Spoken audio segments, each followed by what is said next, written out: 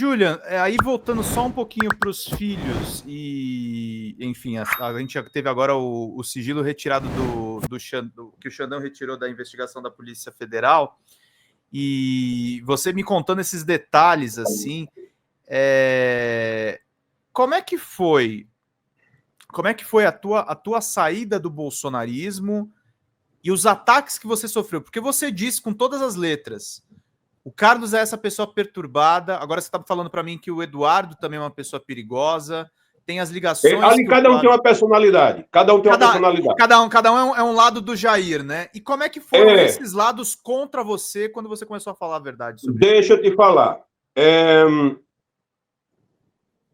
A coisa começou o que é que acontece? Me parece que as missões que Jair me dava, ele não dividia isso com os filhos na integralidade.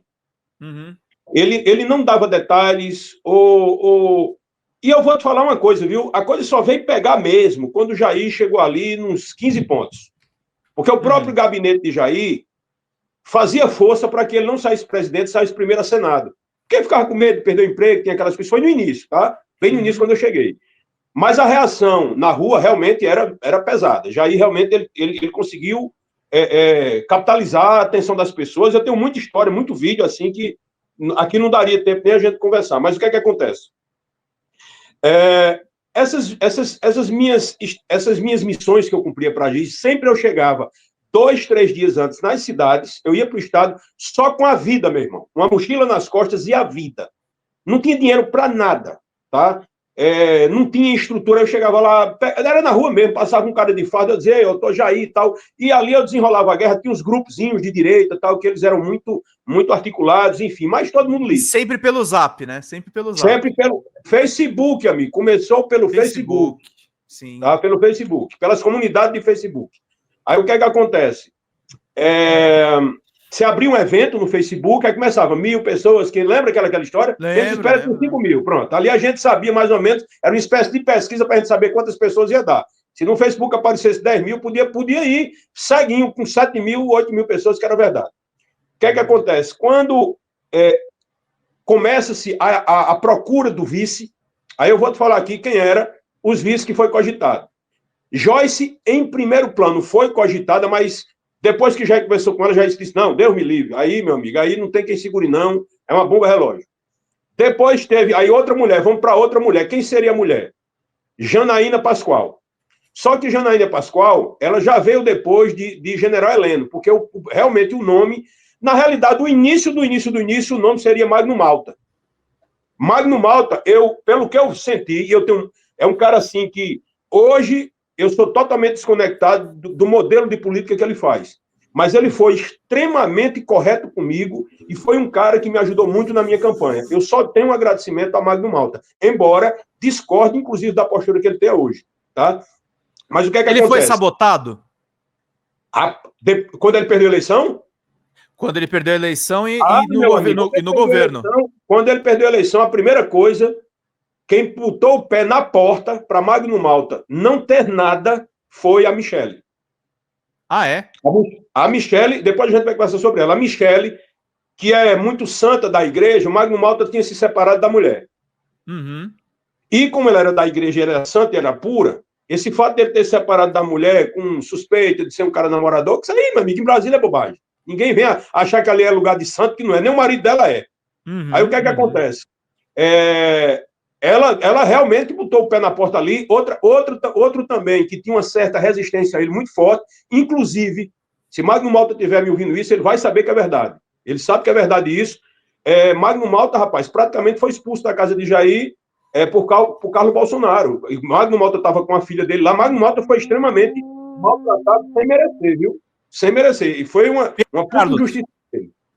Inclusive, Magno Malta poderia ter sido um vice-presidente, não, um ministro. Ele foi barrado literalmente por Michele e por Carlos Bolsonaro.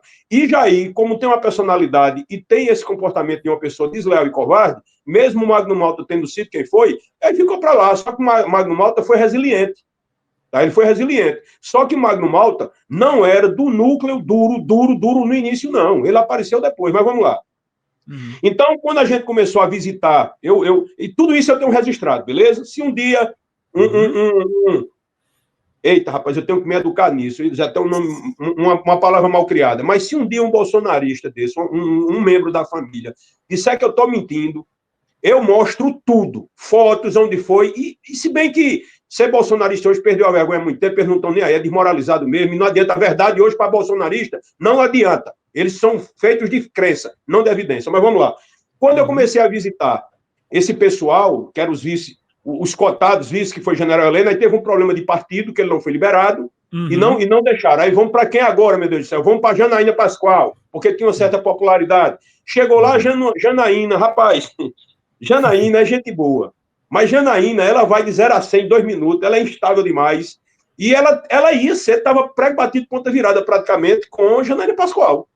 Aí nada, aí a gente, resumindo, chamou a Janaína para ter um papo com o Jair, quando a gente está num lugar lá específico, vai conversar com ela, a conversa dela foi totalmente sem sentido, um negócio assim, que a gente disse, meu Deus do céu, meu Deus, só tem maluco nesse lugar. Aí resumindo, bora para subindo nas pesquisas e tendo esse puta problema interno, né?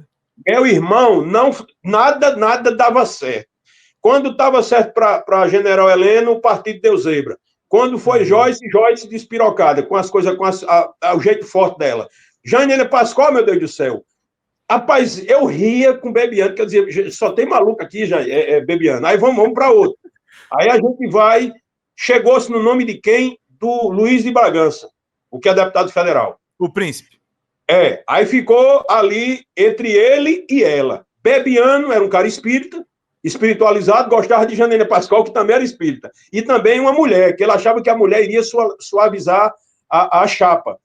E eu, de certo modo, gostava dela, mas eu me identifiquei mais com o príncipe, tá? Porque o príncipe era um cara mais educado, era um cara assim, aparentemente um cara mais culto, aquela coisa toda, né? Beleza. Aí, depois que a gente... Isso, nós íamos na frente. Inclusive, no segundo encontro que a gente teve com o príncipe Orleans em São Paulo, o primeiro contato que o Bebiano teve, a gente gostou bastante. No segundo, Carlos Bolsonaro foi também. Eu tenho essa foto. E ele foi também. Chegou lá, ele também deu ok, que já era os 45 do segundo tempo para conseguir. Beleza. Aí tem um negócio que eu acho que eu fui me queimando aí, porque Jair não dizia. O problema é esse. Por exemplo, Carlos gostou do príncipe, eu também gostei. Quer dizer, não tinha incompatibilidade. Tá? E Bebiano ia com nós dois, não tinha problema. Irmão, eu fui dormir na casa de Bebiano no Rio de Janeiro. A gente, no dia anterior, tinha tido marcado um encontro com o Luiz, no hotel, aonde a gente já era o prazo limite para a gente fazer o registro da chapa no TSE. E quem assinava pelo partido, e Jair só que não aceitava ninguém que não fosse Bebiano como presidente, e eu assinei no lugar do secretário-geral, que era o vice-presidente, mas na ausência do secretário-geral, quem assinava era ele. Do PSL. Isso num hotel na Barra. Aí veja só quem estava. Eu estava, Bebiano estava, Jair Bolsonaro, a filha dele pequenininha lá, que inclusive eu tenho essa foto, e quem estava também era o Gilson Sanfoneiro, que foi preso. Tá? Ele estava lá porque Gilson era um cara que era furão demais. Gilson, ele rastreava, era o tipo de cara que ganhou o ministério e ficou muito próximo pela insistência dele e porque ali era feito sapo. Se você jogasse para fora, ele pulava para dentro de novo. O que é que acontece? Aí, quando fecha o acordo com o príncipe, a gente marcou de 9 horas, não, de 8 horas. O príncipe chegou quase, era 10h30. A gente entendeu porque ela era príncipe, o príncipe agora mais tarde. Beleza, tá de hora. Quando a gente chega lá no hotel, Jair conversa com ele. Rapaz, eu tô te falando que era pra gente rir. O príncipe já mudou. Ele mudou totalmente a personalidade, porque Jair era um cara espontâneo demais. Quando Jair chegou lá, disse, e aí? Pronto para subir a missão? E nem teve papo, bicho. Ele já foi como se fosse certo. Como se o Carlos Bolsonaro tivesse já feito lá. Jair, já estava tudo certo. E a gente que ia ser uma conversa preliminar. Nesse negócio, meu irmão, Jair conversa com ele, quando é para sair, Jair vai com ele na pajeira da Polícia Federal, que a Polícia Federal já fazia a escolta de Jair, sai do hotel, vai para a casa de Carlos Bolsonaro, lá no hotel, na casa dele, na Barra. Quando a gente chega lá, Jair desce do carro, aí diz aí tem um delegado lá, da Polícia Federal, Jair olha para o delegado e diz, ei, como é a segurança do vice-presidente? Sem nem ter fechado nada ainda. Ele diz isso na minha frente do príncipe. Aí o príncipe, rapaz, a gente notou que ele ficou emocionado. Foi uma descarga de adrenalina dentro dele que ele disse, ele nem estava esperando. Moral da história. Eu fiquei com pânico, no sentido de que eu digo, rapaz, como é que se escolhe um vice?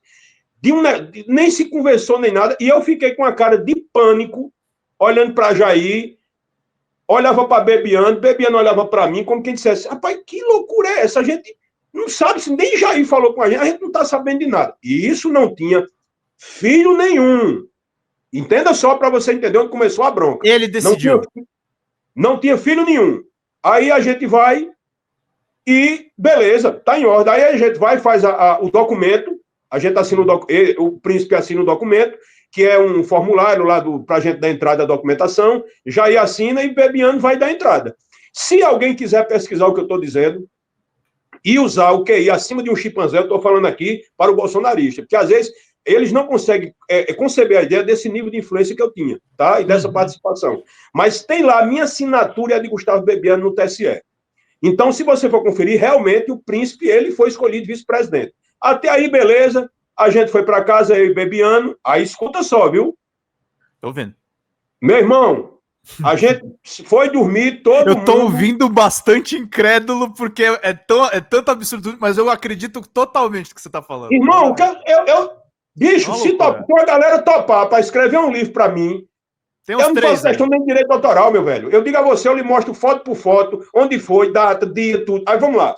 Quando eu chego na casa de Bebiano, a gente vai dormir incrédulo, dizendo que coisa maluca, não foi Bebiano. Rapaz, aí a gente foi vendo que já não era mais aquele Jair que eu acompanhava durante 3 anos. Ele virou, né? Não, já estava começando a coisa a ficar despirocada, pô. Aí, moral da história. Quando é 4 horas da manhã, escuta essa. 4 horas da manhã, Bebiano, na porta do quarto. Ele me chamava de Rabugento. Rabugento, acorda aqui, que tem uma bomba. Eu digo, mataram o Jair, tem alguma confusão. Eu já fiquei negócio, acordei, bicho, 4 horas da manhã. Aquele departamento vai dar merda, né? Pronto. Já... Aí ele fez. Rabugento, o capitão tá aqui no telefone, que ele chamava o Jair de capitão, e eu chamava o Jair de Jair. O capitão tá aqui, dizendo que o príncipe, Suruba, dá em mendigo, tá uma confusão aqui, recebeu informação, tá uma loucura. Bicho, vem cá. Aí Jair, eu pego o telefone. Quando eu pego o telefone, aí Jair faz, ó, eu estou tirando a responsabilidade de vocês dois. Só que ele falou isso. Se eu tinha importância ou não tinha, Bebiano tinha ou não tinha, quem acreditar, acredita, quem não acreditar, foda-se. Jair disse, estou tirando a responsabilidade de vocês, eu vou tomar uma decisão. Aí a gente... E aí, o que foi? Ele disse, não será o príncipe. Vamos para o aeroporto agora que eu quero falar com vocês. Aí, bicho, a gente desligou o telefone, eu saí igual um peru nervoso. Sabe? Glu, glu, glu, glu, glu, glu. Eu digo, Bebiano, que porra foi isso? Foi que rolou? Aí ele, não sei, cara. Ele falou num dossiê que o príncipe dá em mendigo, que gosta de suruba. Resumindo, a gente correu e foi lá para o aeroporto. Quando chega lá, tá Jair em pé, sozinho, um agente. Eu acho que era um agente da Polícia Federal que andava naquelas pajeiro preta. E Jair sozinho, com uma bolsinha de nylon, que tem 2 cordãozinhos aqui assim, e ele rindo. Eu digo, bicho, ele tá rindo, Bebiano. Aí quando a gente vai chegando fora, chegando perto dele, ele faz, foda, né? É foda, né, Paraíba? Aí eu digo, o que foi, Jair? Aí ele fez, rapaz, não vai ser o príncipe, porque eu recebi um dossiê de um delegado amigo meu, aí disse que o príncipe fazia isso. Eu, no início, fiquei chocado. Eu conhecendo o príncipe, eu sei que nem príncipe dá em ninguém, e nem era cara de suruba, porque ele é um cara todo engomadinho, e não era um cara desse tipo de... Mas aí, Jair fizeram dossiê também para queimar o cara, né? Não existia dossiê nenhum, meu irmão. Esse dossiê nunca apareceu. Isso foi invenção de Jair. Não tinha dossiê. Jair disse o seguinte, vai ser outro vice, porque se alguém me matar, eles têm que temer o vice, mais do que a mim. Quem é? Mourão. Bebiano quase que desmaia. Por quê? Porque Mourão e ele, a chapa era muito dura, meu velho. A gente tava atrás de uma mulher, de repente entra um Apache daquele, que Mourão parece um Apache. Quer dizer, um general e Jair Bolsonaro. Que chapa inflexível da porra, entendeu? É praticamente a chapa da ditadura, porra. Meu irmão, aí eu digo, velho, isso, porra, se botar lona é um circo. Vamos embora. Aí, resumindo, liga pra quem? Liga, Bebiano, aí Jair faz, liga aí pra Levi Fidelix. Porque que era do partido do Levi Fidelix. Resumindo, eu tenho esse vídeo, eu tenho essas fotos. Rapaz, aí liga. Lá vem no mesmo dia para São Paulo. Levi Fidelix, num jatinho com o general, para um determinado local, aí estava Flávio presente, aquela coisa toda, para a gente dividir os estados, quem ia ficar na presidência, Bebiano cuidava da parte jurídica, e quem fez isso foi eu, a gente só não tinha dúvida, de São Paulo, Rio de Janeiro, eu acho que Paraná, Pernambuco, o restante, bicho, foi ali, em cima de uma mesa, eu já tinha tudo isso na cabeça dos partidos, e foi feito desse jeito aí. Voltando aqui para os filhos agora. Imagina o nível de intimidade que se tinha de articulação sem os filhos estar presentes. Carlos Bolsonaro já tinha aprovado o príncipe, eu também, Jair também, do nada aparece isso. Meu irmão, deixa eu lhe falar da bronca. Carlos Bolsonaro não acreditou que quem botou terra fui eu? Pronto. Começou aí. Eduardo gostava do príncipe, Carlos gostava do príncipe, eu gostava do príncipe, Jair gostou do príncipe, Bebiano também já não tinha mal o que fazer, e Jair disse que não era mais, ia ser Mourão. E essa conta caiu na minha conta e na conta de Bebiano. A gente vai saber disso na hora lá da convenção, que a gente saiu da convenção de Jair e foi para a convenção do Levi Fidelix. Chegou lá, meu irmão, a gente quase que era apedrejado. A gente já viu que a cara estava todo mundo assim pro lado da gente, o príncipe puto, porque quer dizer, Jair não combinou com os filhos. E até hoje eu levei essa culpa. Quando, na realidade, a gente cumpria a missão de Jair e depois ele deixava a gente, sabe como é que é? Te vira para lá. Foi quando você começou a se atritar com os filhos, a escolha do vice? Não, mas eu nunca tive um atrito com eles. Aí, Eduardo Bolsonaro, já perto da eleição, e já ia ter eleição, jogou um print numa conversa, depois pegou, retirou na mesma hora, mas o pessoal já tinha feito. Aí isso circulou no país, muito rápido. Eles começaram a alfinetar, beleza. Teve o primeiro turno, a gente venceu a eleição, eu venci para deputado federal, mas já depois eu vim descobrir que já existia um comentário por parte de alguns colegas que inclusive foram deputados comigo, que Carlos Bolsonaro já ligava para ele dizendo, ó, depois que papai vencer a eleição, a gente vai arrebentar a cabeça de gente aqui, inclusive Juliano se afasta dele. E eu sem saber de nada, Jair sem falar nada, mas esse problema, quem gerou esse problema foi o próprio pai, tá? Porque o pai ficava delegando, enfim, a moral da história. Já na transição, aí eu estou já adiantando bastante, já na transição, minto, Jair levou a facada no segundo turno. No primeiro para o segundo turno, levou a facada. De certo modo, eu entendo o que eu quero lhe dizer. Jair, entre aspas, gostou disso. Porque nós que acompanhávamos Jair nos debates, meu irmão, era uma montanha russa, a gente não sabia o que é que ia dar. Porque Jair, o pessoal dava um papel para ele ler, ele não lia nada. Ele ia improvisando pelo meio do caminho, e o fenômeno é que tudo que ele dizia dava certo. Escrevia na mão um negócio, virava meme. Aí ele dava uma resposta boa, virava meme. E era uma coisa impressionante, um absurdo o negócio daqui. Eu só sei que ele só dava certo. Moral da história. Quando eu chego no hospital na segunda-feira, depois da facada, tá Michele dentro do apartamento, Carlos Bolsonaro numa antessala vizinho, já não querendo se misturar comigo, porque ele já estava noiado, doido, e eu não sabia, né? Inclusive, até quase que me impediu de subir no hospital. Eu digo, eu não subo? Você tá doido, rapaz? Moral da história, quando eu vou entrar na sala... Depois de tudo que você fez, né? Os caras ainda te barram. Já estava sendo defenestrado. Quando eu chego no hospital, o Bebiano disse, ó, o Carlos está aí, o negócio está meio assim, abusado. Eu digo, bicho, foda-se, vou subir. Aí cheguei, fui falar com o Jair olha para mim, alegre, tranquilo, mesmo na condição que ele estava, ele olha para mim, para Bebiano e diz, ó, eu vou dizer aqui uma coisa a vocês. Não precisa fazer mais nada, eu venci a eleição. Tranquilo assim. Eu digo, beleza, tá tudo em ordem, falei com ele, depois capei o gato de lá. Depois da facada no bucho. Depois da facada no bucho. Fui-me embora e tal, e realmente foi o que aconteceu. Ele subiu 5 pontos a 7 pontos, assim, numa semana rápido. E quem não ia votar em Jair disse, rapaz, agora eu não vou votar, agora eu vou votar porque isso que fizeram com ele foi injustiça. E o fator facada, assim como o fator Carla Zambelli, pesou muito. E Roberto Jefferson, no final, foi a facada do lado. E depois esses dois patetas do outro que derrubou. Mudou totalmente o quadro ali na hora do resultado. O Bolsonaro odeia a Zambelli? Na realidade, Bolsonaro não gosta de ninguém. Bolsonaro não suportava Zambelli, não suportava a Bia Kicis. Bia Kicis, quando chegava... Ele não gosta de ninguém, não, amigo.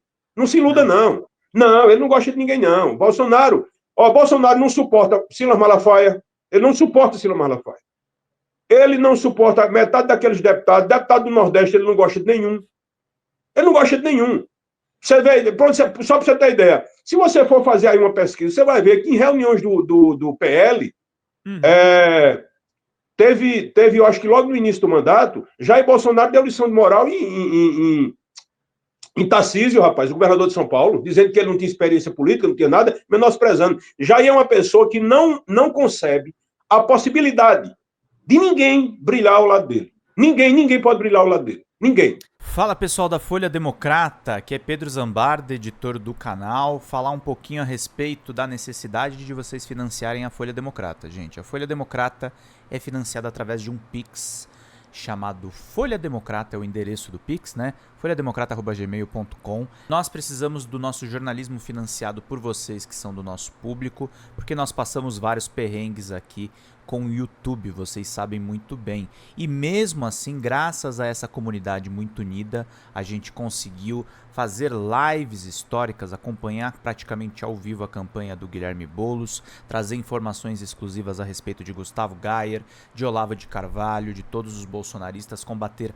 as fake news e tudo o que a gente acompanha. Por R$80 no nosso Pix você ganha um curso de roteiro para série, o que é muito importante se você é artista, roteirista, se você lida com essas práticas da economia criativa. Outra forma de você colaborar também é se tornando membro aqui do nosso canal. Isso é muito importante para você fazer as suas atividades por aqui, porque você tem acesso a vídeos exclusivos e nós temos um curso de jornalismo básico para você poder acompanhar a partir de R$5, que é ministrado por mim. A gente tem aí quase uma dezena de aulas e muito conteúdo para você poder acompanhar. Meus caros, minhas caras, financiem o jornalismo independente, financiem o jornalismo que se posiciona à esquerda, financiem o jornalismo na internet, que traz informações confiáveis, checadas, que cruza informações e que trata você, que é o nosso público, de uma maneira muito séria. Vida longa e próspera, gente. Cuidem dos seus. Até mais. Tchau, tchau.